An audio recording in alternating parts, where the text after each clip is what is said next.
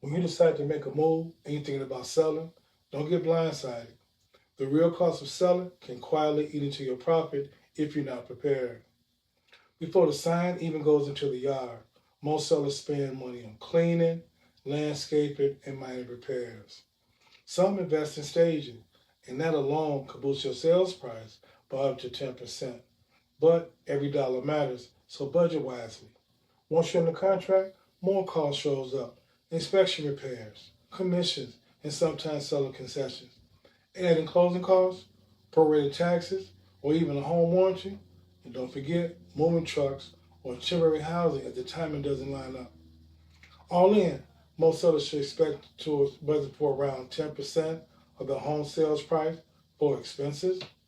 It's better to know now than be surprised later.